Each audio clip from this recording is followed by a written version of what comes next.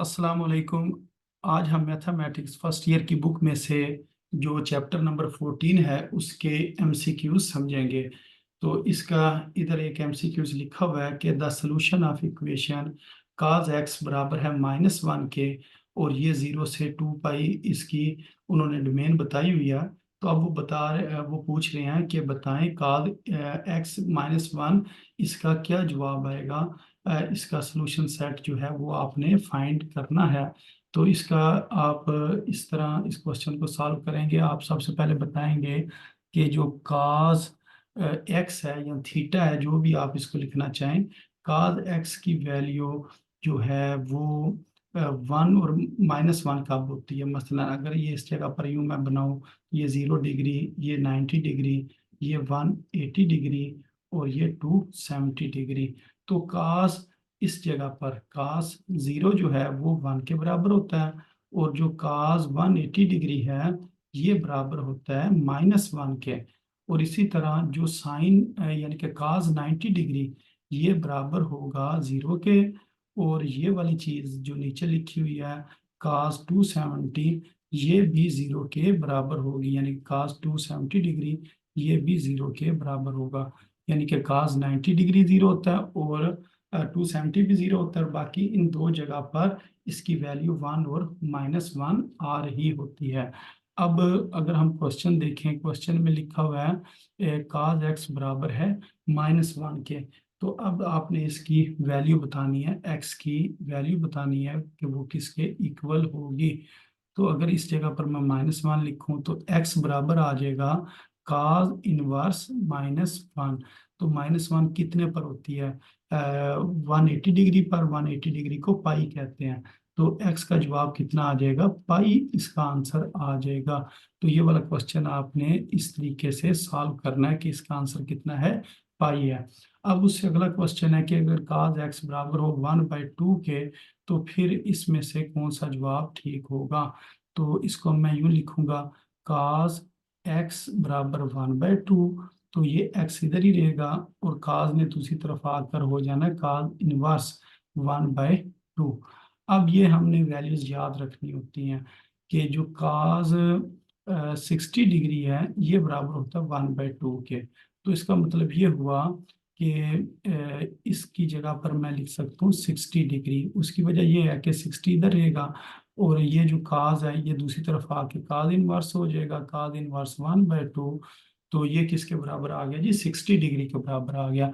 और 60 डिग्री को हम क्या लिखते हैं? पाई/3 लिखते हैं, क्योंकि 60 डिग्री किसके बराबर होता है जी? पाई/3 के इक्वल होता है। तो इसका ये आंसर आ जाएगा। अब ये लिखा साइन एक्स बराबर है काज एक्स के। तो ये किस वैल्यू के ऊपर बराबर होते हैं? एक्स की वैल्यू बताएं। ये हमें पता है साइन 45 डिग्री ये भी 1/√2 के बराबर होता है, और काज 45 डिग्री ये भी 1/√2 के बराबर होता है। तो इसका मतलब एक्स किसके बराबर हो गया जी? 45 डिग्री के बराबर हो गया। अच्छा, अब इसके बाद जो इससे नेक्स्ट क्वेश्चन है ये लिखा हुआ है कि टेन थीटा बराबर है -1 के। तो इसको हम यूं सॉल्व करेंगे कि टेन थीटा बराबर है -1 के। तो थीटा बराबर आ जाएगा टेन इनवर्स -1। तो ये जो माइनस है इसको मैं बाहर लिख लेता हूँ। तो टेन इनवर्स यानी कि माइनस बाहर आ गया, और टेन इनवर्स 1 किसके बराबर होता है? 45 डिग्री के। तो ये -45 डिग्री बन जाएगा। और -45 डिग्री को हम क्या लिख सकते हैं? माइनस, और ये 45 को पाई/4 लिखा जा सकता है। तो इसका जो रेफरेंस एंगल है वो 45 डिग्री है। और ये जो माइनस है ना, ये हमें बताता है कि टेन जो है वो कौन से क्वाड्रेंट में नेगेटिव है। तो टेन नेगेटिव होता है दूसरे क्वाड्रेंट में और चौथे क्वाड्रेंट में। लेकिन इसका जो रेफरेंस एंगल है, अगर सिर्फ रेफरेंस एंगल की बात करें तो रेफरेंस एंगल इसका 45 है, यानी कि पाई/4 है। और अगर ये रेफरेंस एंगल ना लिखा होता और वैसे वो कहते कि बताएं कि एंगल का जवाब क्या आया, तो फिर आपने इसका जवाब -पाई/4 लिखना था। इधर सिर्फ वो रेफरेंस एंगल पूछ रहे हैं। तो जब आप रेफरेंस एंगल निकालते हैं तो फिर आप इस माइनस को निगलेक्ट कर देते हैं। तो इसका जवाब पाई/4 आ जाएगा। अच्छा, उसके बाद इससे जो नेक्स्ट क्वेश्चन है ये लिखा हुआ है cos x बराबर है 1/√2। तो बताएं इसकी क्या वैल्यू होगी। इसका आपने रेफरेंस एंगल बताना है। तो ये जगह हम लिखेंगे 45 डिग्री के cos 45 डिग्री इस चीज़ के बराबर होता है, और 45 को हम लिखते हैं π/4। तो ये इसका जवाब ठीक है, ये गलत लिखा हुआ है। अगर होता ना 1 बाय यानी कि √3/2, तो फिर उसको हमने कहना था cos 30 डिग्री, और cos 30 डिग्री π/6 के बराबर होता है। अगर 1/2 लिखा हुआ है तो ये cos 45 डिग्री होगा, और cos 45 डिग्री का मतलब कि एंगल 45 है, 45 को π/4 लिखते हैं। अब ये है कि tan x बराबर है 1/√3 के। तो ये tan इधर कोई चीज़ नहीं लिखी हुई है, ना प्लस है ना माइनस है। अगर कुछ ना लिखा हो तो यहाँ पर प्लस होता है। तो tan पॉजिटिव किस में होता है, पहले क्वाड्रेंट में होता है और तीसरे में होता है। तो tan की वैल्यू जो पॉजिटिव है वो पहले और तीसरे में है। तो इसका जो सही जवाब है वो ये वाला है। और ये वाला गलत लिखा हुआ है। अगर लिखा होता ना साइन, फिर वो पहले और दूसरे में होना था। तो इसके अंदर चंद एक गलतियां भी हैं, ये आपने नोट कर लेनी है। तो इसका जो रेफरेंस एंगल है वो 30 डिग्री बनेगा, और उसको हम π/6 कहेंगे। और जो tan पॉजिटिव है वो पहले और तीसरे में होता है। इसी तरह cos 2x ये 0 के बराबर है। तो अब आपने बताना है कि इसका कितना जवाब आता है।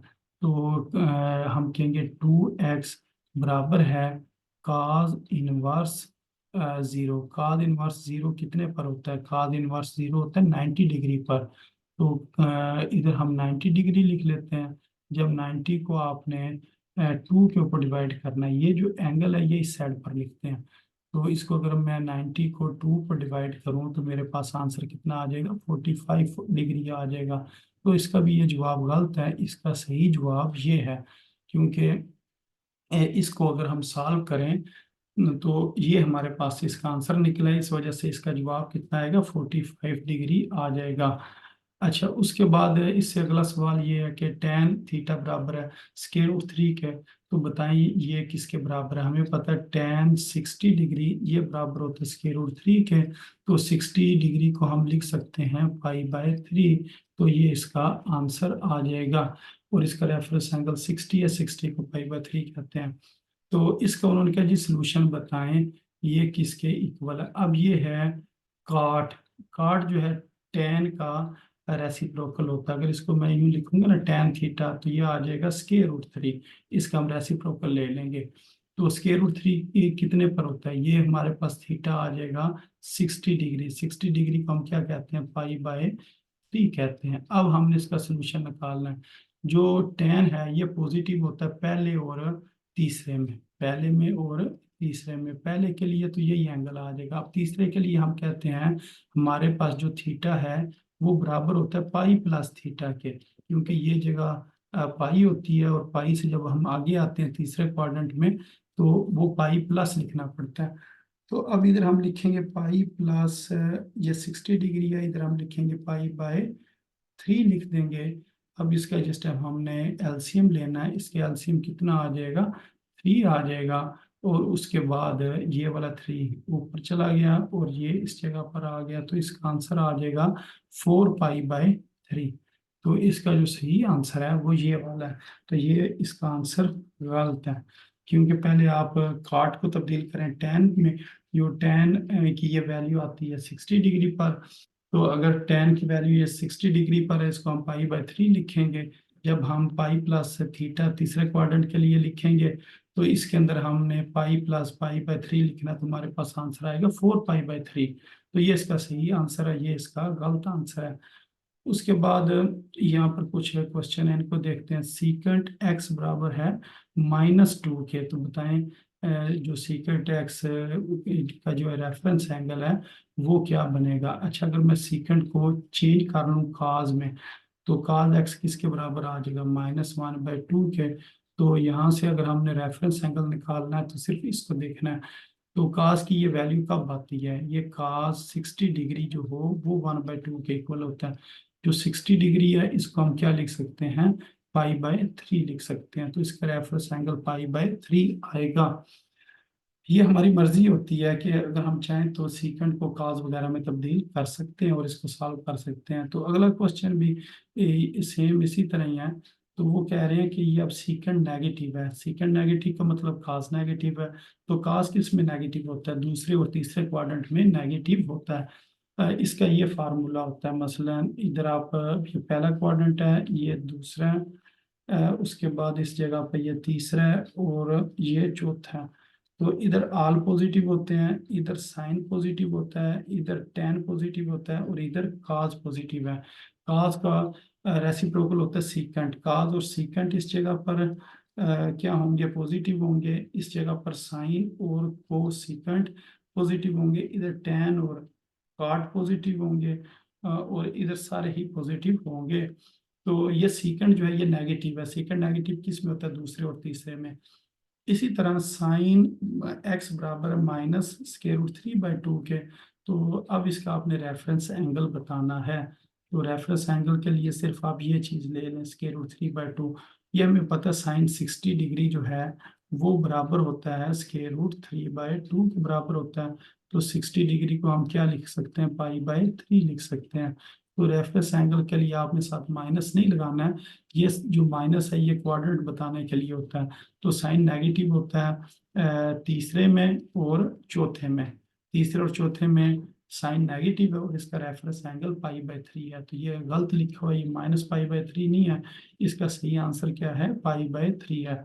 तो इस जो एक्सरसाइज के एमसीक्यूज हैं इसके अंदर काफ़ी ज़्यादा गलतियां थी, तो ये आपने गलतियां नहीं करनी है। तो इसके मुताबिक आपने जो क्वेश्चंस हैं उनको सॉल्व करना है। तो ये एमसीक्यूज करने से पहले इस चैप्टर की एक्सरसाइज अच्छे तरीके से करें और उसको आप उन्हीं फार्मूलों के मुताबिक क्वेश्चंस को सॉल्व करना है। तो ये जो क्वेश्चन इधर सॉल्व हुए हैं तो बाज़ औक़ात इनमें से चंद एक क्वेश्चन गलत भी हो सकते हैं, जैसा कि ये पहला क्वेश्चन गलत है, फिर ये वाला क्वेश्चन गलत है, फिर इससे आगे भी जो क्वेश्चन है ये वाला भी क्वेश्चन इसके अंदर इसका जो आंसर था, जो ऑप्शन थी वो सही नहीं लिखी हुई थी। तो इसके मुताबिक अब आपने जो मैंने बातें बताई हैं उसके मुताबिक आपने क्वेश्चन को सॉल्व कर लेना है। तो उम्मीद है आपको उनकी समझ आ गई होगी। तो अपनी दुआ में याद रखें। अस्सलाम वालेकुम वरहमतुल्लाहि वबरकातुहू।